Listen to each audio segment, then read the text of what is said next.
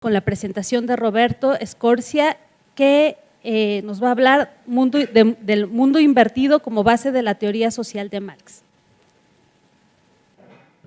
Está mucho en la jerga, especialmente de la economía, el hecho de que Marx no sirve para nada actualmente. Este es un principio de construcción de que Marx es obsoleto en términos de su explicación, y porque además Marx veía el sistema capitalista del siglo XIX y que entonces es imposible que a partir de él podamos reconocer pautas de lo que tenemos hoy, a la luz en especial de lo que fue el fracaso del socialismo real, todos los experimentos que tuvimos a nivel mundial, y que además nos tenía un principio para esta etapa neoliberal que vivimos nosotros, que es una vez que se abolieron todas esas experiencias socialistas, comunistas, como quisieran llamarse, estábamos llegando a una etapa muy especial, que era el establecimiento de la plena libertad sobre quién es el nuevo sujeto, y lo he puesto en términos de interrogación,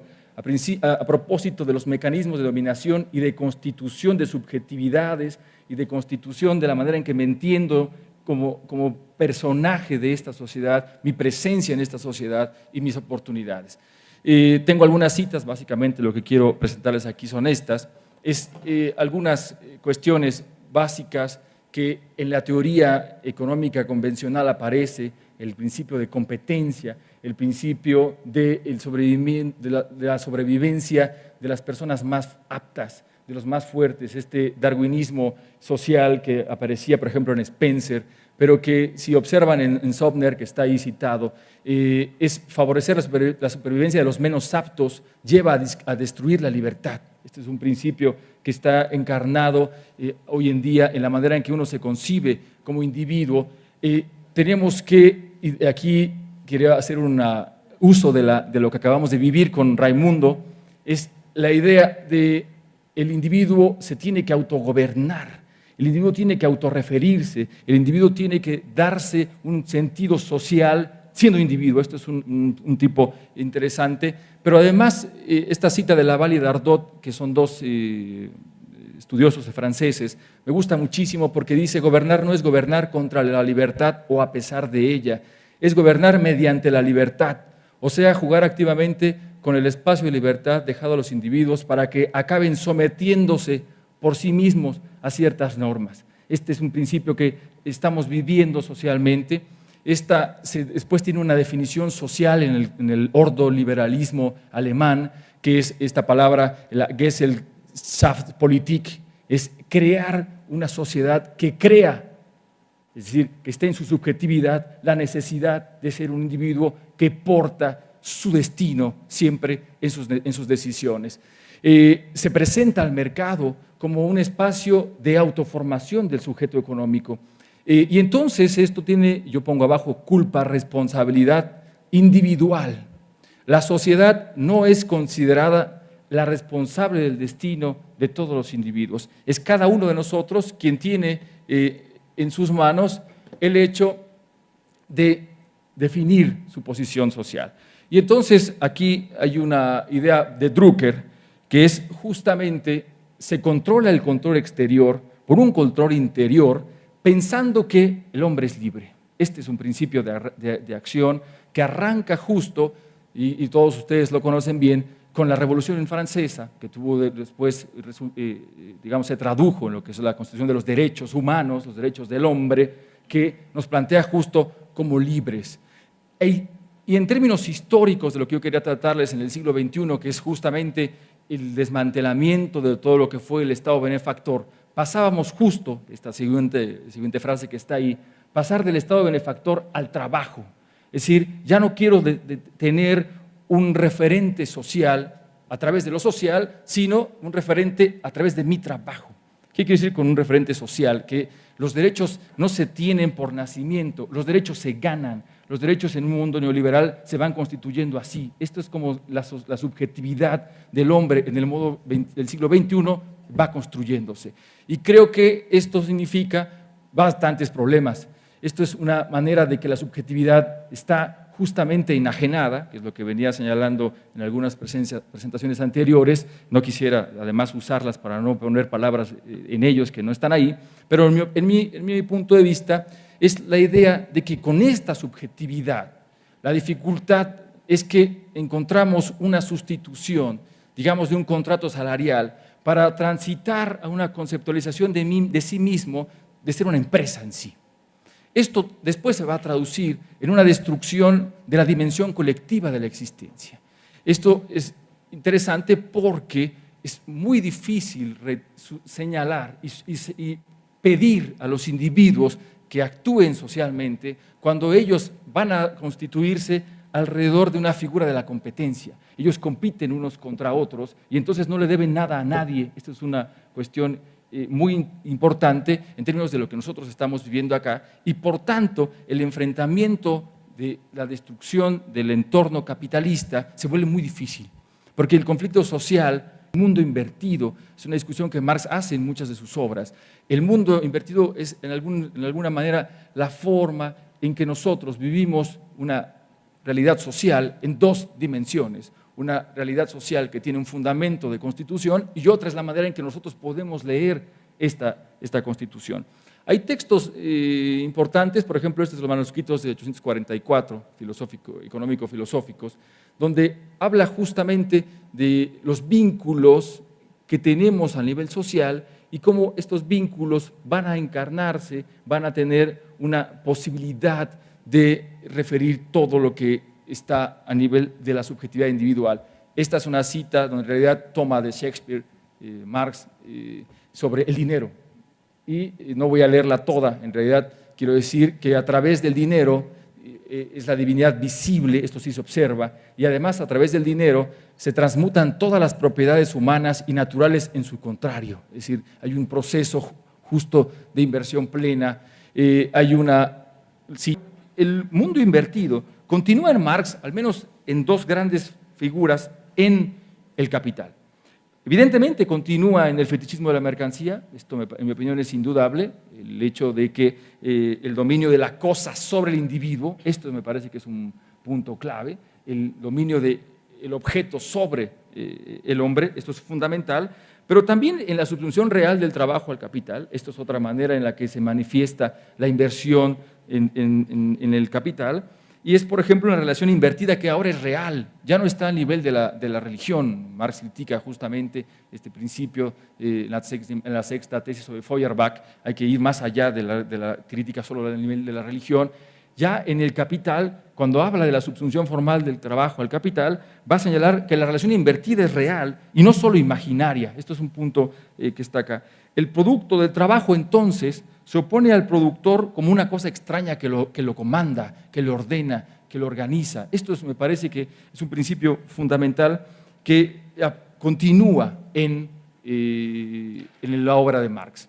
Y además va a señalar muchísimo en este capítulo 22 cómo la ley de apropiación, que es una ley de apropiación que se basa en la relación de equivalentes, esto que gusta muchísimo en términos de los derechos del hombre.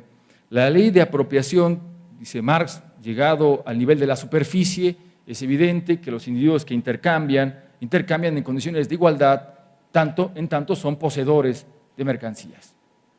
Entonces aquí, dice Marx, no se viola un principio de equivalencia. Es más, hace caso, dice, vamos a suponer que no hay ningún asunto como robo, no hay ninguna cosa así. Vamos a hacer una serie de relaciones de intercambio de equivalentes. Dice Marx, el asunto está cuando arranca el estudio sobre la reproducción, digamos, cuando ya no es solamente un principio de producción e intercambio, sino de la reproducción.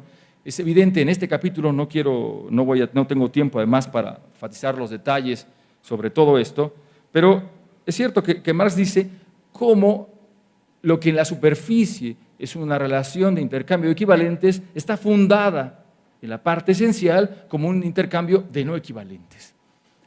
Dice Marx, es el trastocamiento de la ley de apropiación en la ley de apropiación capitalista, fundada justamente en la no equivalencia, por lo tanto, en la no igualdad.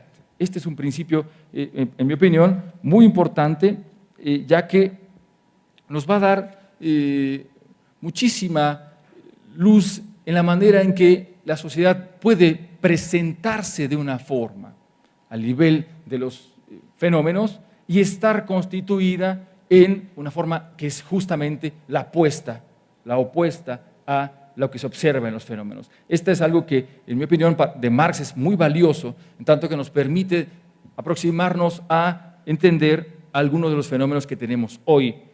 ¿Cuál es el tema clave aquí? Que la conciencia, en mi opinión, se construye en la superficie. Este es un principio, que la conciencia que nosotros tenemos es construida en la superficie. Es decir, nosotros consideramos la libertad, justamente la igualdad, justamente sin pensar que bajo de todo está constituida la no libertad, la no igualdad.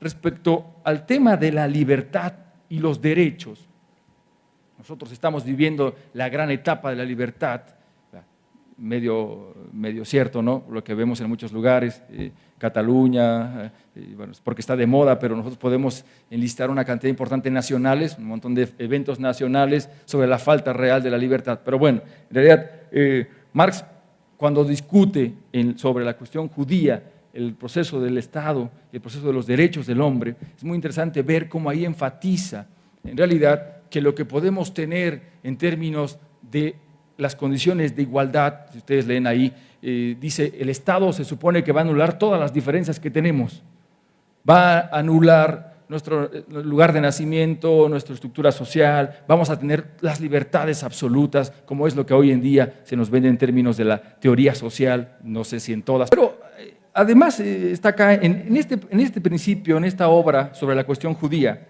Marx habla de que lo que tenemos con los derechos, con la constitución de los derechos, es bastante crítico, le droit de l'homme, dice, es un principio de separación del hombre con respecto del hombre.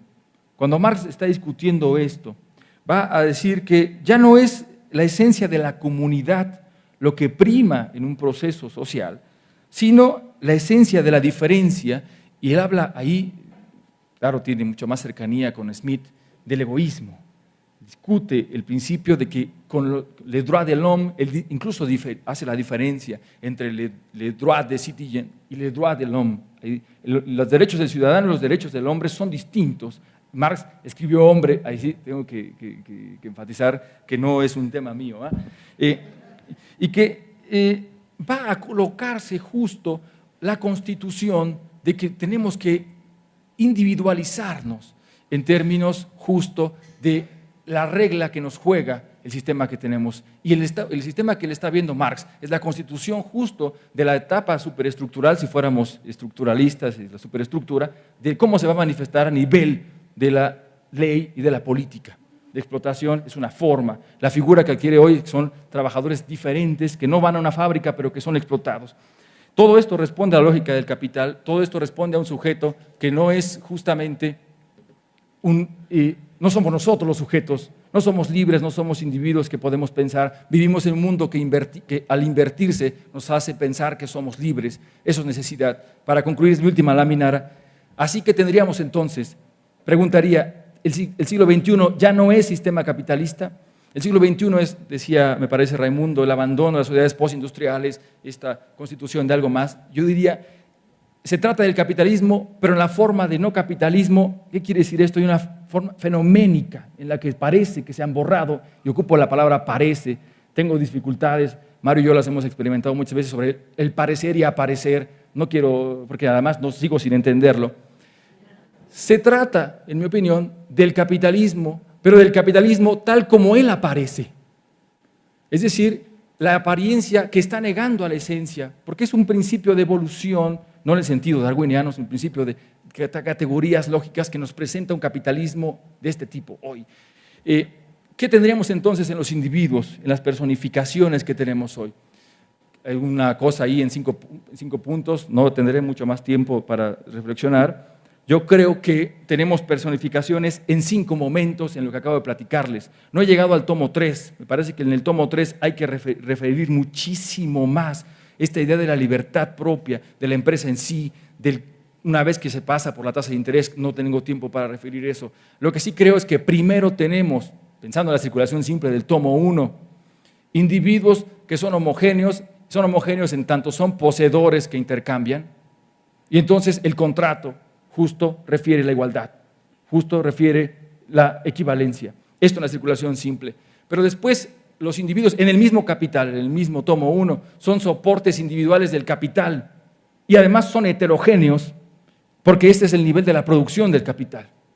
Pero después, en un tercer momento, los individuos son soportes sociales del capital. Y entonces constituyen en tanto clase social. Cuando Marx habla del capítulo 22, habla ya de la clase social. Y entonces aquí ya se presenta la producción capitalista en tanto reproducción. Y cuando se pasa de la circulación simple a la producción, y especialmente de estas dos a la reproducción, acá la equivalencia y la igualdad se elimina, perdón, la palabra no me salió. Se borra por completo la igualdad, se borra por completo la equivalencia y se tiene justamente una transgresión del contrato de equivalencia cuando se constituye en la lucha de clases, que no está precisamente desarrollada en el tomo 1. Pero después, como suele hacer Marx es muy interesante en mi opinión porque primero te va abriendo mucho, te va explicando, te muestra y el proceso continuo es el de empezar a velar una vez más. El tomo 3 está destinado justo a volver a las categorías tal y como aparecen en la superficie y esto creo que quedaría regresar a una circulación simple cuyo fundamento está justo en la reproducción y justo en las no equivalencias, pero que nosotros observamos simplemente otra vez como si fuéramos homogéneos, ya no homogéneos en tanto poseedores de mercancías, ahora homogéneos en tanto capitales como nosotros mismos, homogéneos justo como individuos que somos capaces de reproducir nuestra vida según estas teorías a nuestra plena libertad. Creo que esto es un error absoluto, no tenemos la capacidad de constituirnos como individuos plenamente hasta que no se elimine la estructura social capitalista.